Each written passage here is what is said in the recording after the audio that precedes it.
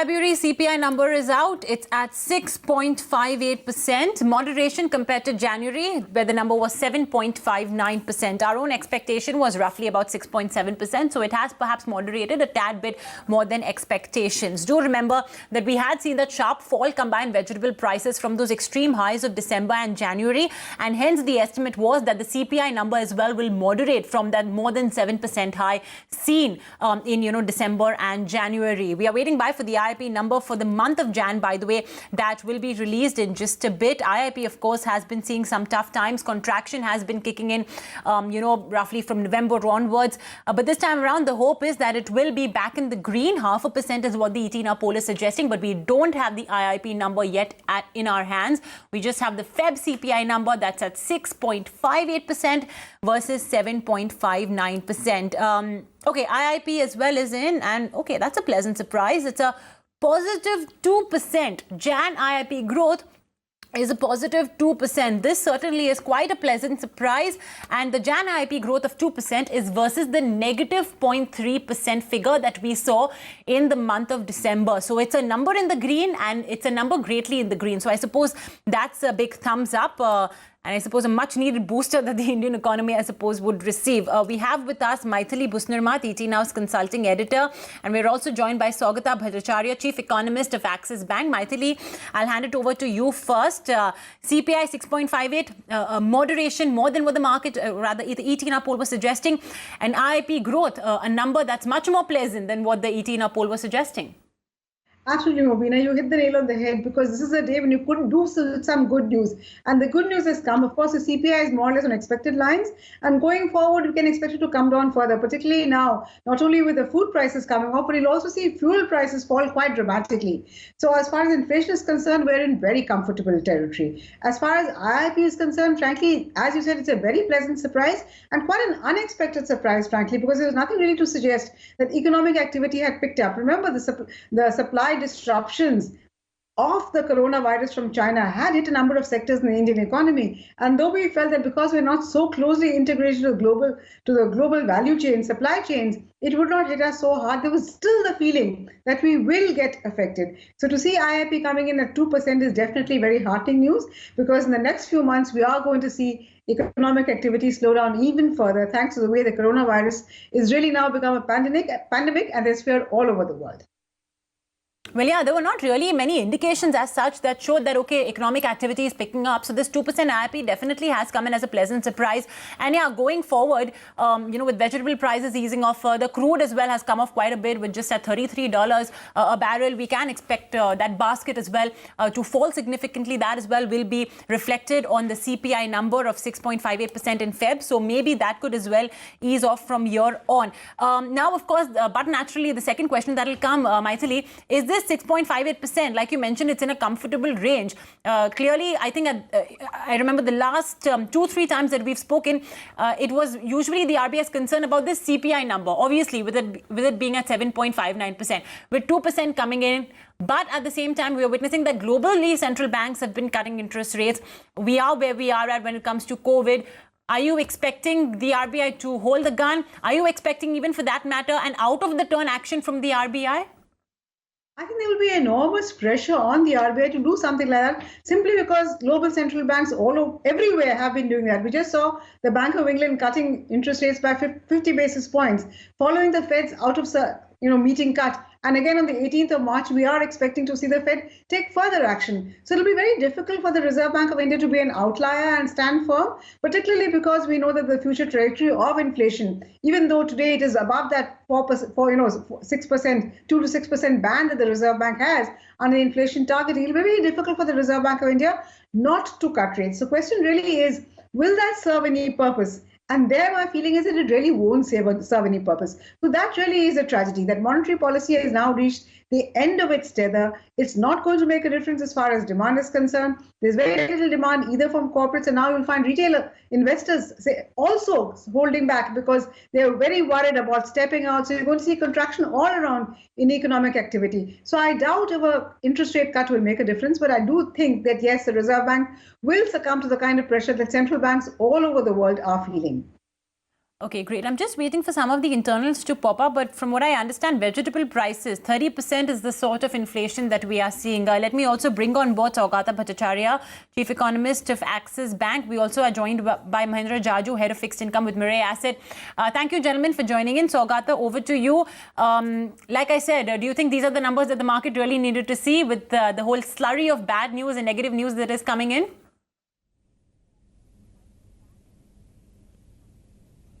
No, yes. I mean, you're absolutely right that the CPI numbers for 6.6%, I mean, it's very close to our own estimate of 6.7, slightly softer.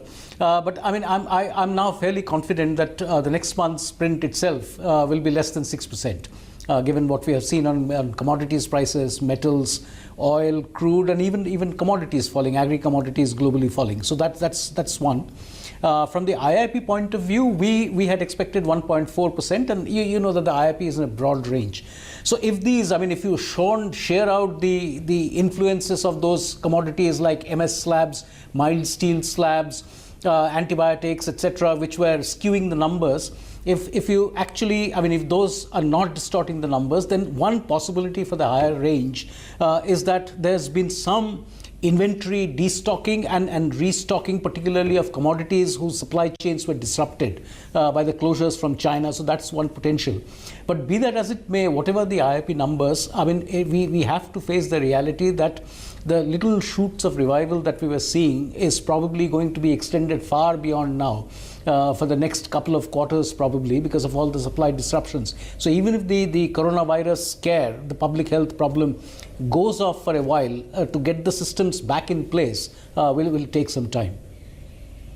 Mahendra, I would like to come to you as well on the same question, or rather on a similar question. Okay, maybe there's no problem on the CPI front because, you know, crude prices have gone down, vegetable prices as well have eased off quite considerably from those highs of December and January. But IIP, 2%, amidst this entire fear of coronavirus, etc., do you think that's a number in the green that we'll be able to maintain, you know, for the forthcoming months as well?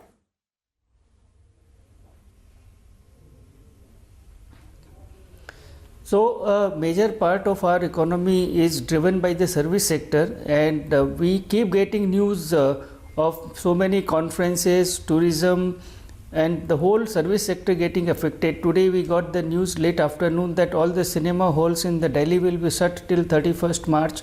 So therefore, given the huge weightage of the service sector in our economy, it's difficult to look at the numbers for the previous month and ignore the overwhelming factors that are right now coming into play. And as far as the industrial production is concerned, I mean, if you look at the consensus, broadly the consensus was at about 1 to 1.25% from the broader market. So a 2% IIP number is something which is not necessarily supported by the observations of the analysts spread all across the country. So therefore, I think at this point, given the magnitude of the events that are happening, any data of the past has very little relevance to how we need to look forward and forecast the numbers for the coming quarter. Let me take that question across to Upasna Bhardwaj. Upasna, would you agree that whereas CPI is broadly in line with what we can expect and the next few months should bring us some comfort on the front, IIP is likely to be only a flash in the pan because the next few months are not going to be easy months at all. Supply disruption will kick in even more. And as Mahendra Jajoo said, India's service economy will also get hit as people stop going to cinema halls, stop eating out, stop doing all the things that perhaps they were doing earlier. So it's not going to be a very good future for us in the next quarter. Would you agree, Upasna? Yes, absolutely. I think if we were to look at already, what is happening in the current environment, the tourism, the hotels, communication, all of that seems to be disrupted in some form or the other. And that forms a big proportion of the GDP. So that clearly is going to be affected. The supply chain disruptions, of course, from what we gather, because of the inventory stocking, it will not be as affected, at least for maybe a month. But beyond that, as we go into the next year, beginning April onwards, if the problem is not really contained, then we might start seeing the impact on the supply side issues as well. So overall, clearly, going ahead, the next few months do not look very promising because of the way the corona spread is happening. Do you think the only thing we can really do is sit it out? Because even though Reserve Bank of India might cut interest rates, it's not going to really make a difference. Government seems very reluctant to move on that fiscal front. So the only thing we can really do is sit it out. And what does that mean in terms of GDP? At less than 5%, Saugata, for the year?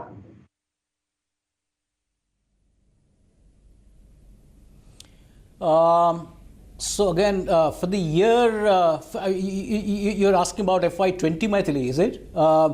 So FY20 is almost done and dusted. I mean, 4.8 or 4.5, between 4.6 to 4.8. But the next year's thing is now beginning to become a bit of a problem, because we now think the growth might be between 5.2, 5.3 for FY21, that is to say. But given the uncertainty in many things, many vectors throughout the world, I mean, the public health, how prolonged might this be, the oil situation, I mean, what are the strategic considerations on oil, what are the steps that the global central banks are likely to take, how much would exports be disrupted. So given all of this, I think whatever the numbers we start to work with for next year, the downside risks are quite pronounced as of this point in time. Then there are other climate change event with rains, etc. So that comes into play. But as of now, we are working with about a 5.2% growth for FY21. That's not very cheerful news to hear, Saugata, from a person like you who's normally optimistic. But Mahendra, let's look for some silver lining in this altogether. Can we hope that the dramatic fall in oil prices will come to our rescue? Because the fact is, India will save a substantial amount of foreign exchange, and government could even raise the excise duties, or even with the same excise duties, it would really help as far as bringing the shortfall in government's tax revenues, bridging that is concerned. So we're going to see a shortfall in disinvestment, we're going to see a shortfall in our tax revenues, but excise duties could possibly be increased, and government, that might help the government. Would you agree, Mahendra? Then maybe the government could spend without worrying too much. Mahendra, is that a possibility, Mahendra?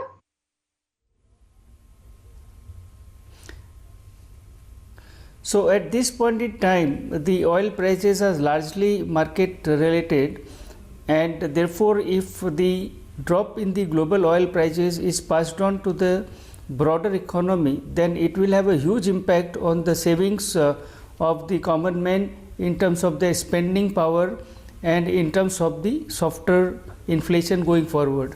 On the other hand, if the full benefit of the lower oil prices is not passed on to the consumer, then the government will save a big chunk in terms of the fiscal situation. So therefore, the lower oil prices are unambiguously positive for our country, because we are amongst the largest importer of oil. However, the oil prices going lower is beneficial on the fiscal front or the inflation front. But you will recall that in 2015, when the oil prices fell to $25, $27, we had a different kind of a challenge, because the lower oil prices are a huge negative for the Gulf economies, and we have a huge remittance which comes from the NRIs based in the Gulf countries. We have a huge opportunity for employment of the local people in those markets, and then there are a number of big sovereign wealth funds and the other institutional investors who invest in the Indian market. So it is a question of the magnitude. If because of the lower oil prices, if those economies were to suffer, then it will create a different kind of problem, both in terms of employment and in terms of the remittances and the FDI flows. Therefore, I wouldn't say that it is a huge positive in its entirety, but purely on the fiscal front, I think it's a huge benefit to the country, and we wish that it is utilized to the maximum advantage, because at this point in of time, where everything looks very challenging, that is one silver lining for our country at this point in time. Okay, by the way, I do have some extra internals as well with me. Coming first to the IIP, which is at 2%. By the way, the December number has actually been revised, so it's not a degrowth over there. It's actually been revised to 0.1%. So just a slight bit of growth for December IIP. Manufacturing output 1.5% higher. Mining has shown nice recovery, 4.4. Electricity 3.1. But capital goods and infrastructure is still in the red. So capital goods production once again degrowth of 4.3% and infrastructure negative 2.2%. For CPI, vegetable is at about 31%, definitely a big moderation from that 50+%. And food and beverages is 9.45% on a year-on-year basis. But again, on a month-on-month basis, it has come down by approximately 2% And of course, this moderation that we are seeing in inflation is coming in for the first time since July. Mythili.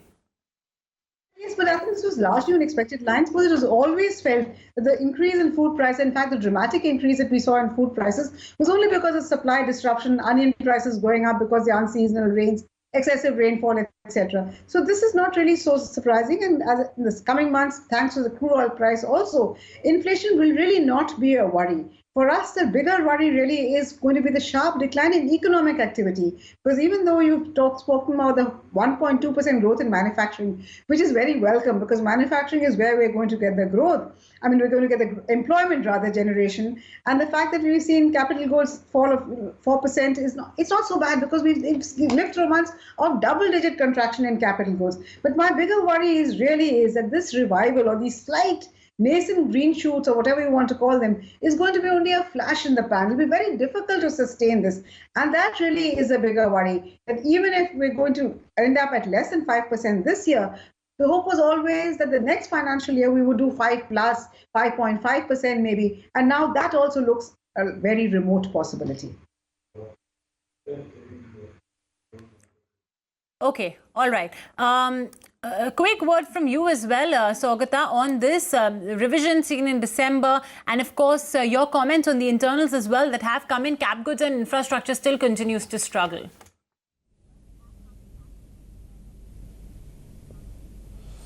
Yes, so all indicators, I mean, the investment numbers that we have seen from the GDP, and which is actually which is reinforced by the credit flows that we have seen. Credit flows have become the major stumbling block in a growth revival now. So growth to large corporates, both in industry and services, as well as other sources of funds, have been much lower. Although credit has been rising, the numbers that we have seen for January, but it's far lower than what we had seen during similar phases of growth and growth revival, etc.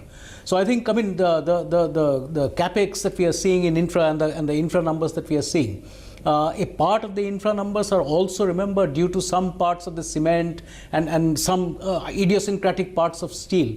But if the credit numbers are anything to go by, then it does seem that there is capex, significant capex, which will be the next major driving force for the upcycle going forward, is likely to be relatively weak.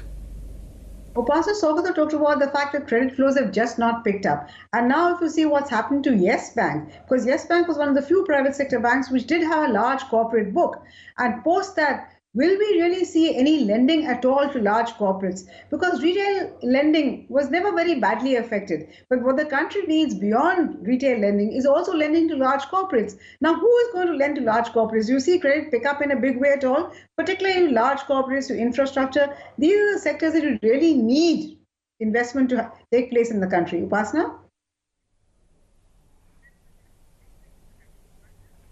Yeah, I think clearly, we've been observing that the credit growth to the large industries has also been moderating in the last few months.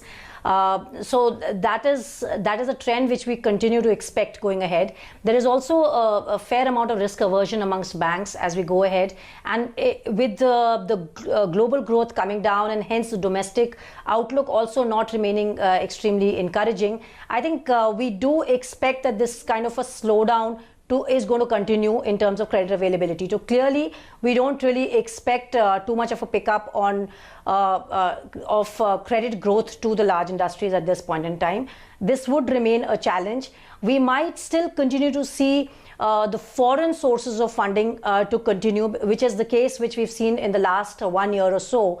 And that may still continue to remain a major source of financing available to the commercial sector. But for the corporates, domestic funding will continue to remain a little bit of constraint, at least in the next 1 or 2 quarters to go by.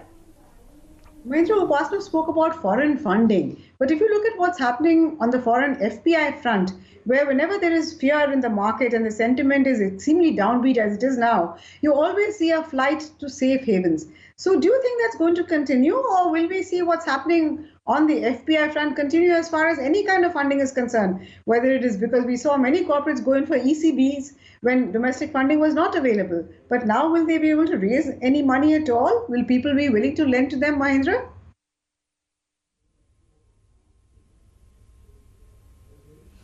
Yeah, so I think there are two parts to the foreign currency flows. One is the FPI, where, as you rightly said, we are seeing a massive sell-off, and to the extent that the Reserve Bank today announced a $2 billion sell by swap for dollars, and they have indicated they will do many more in tranches.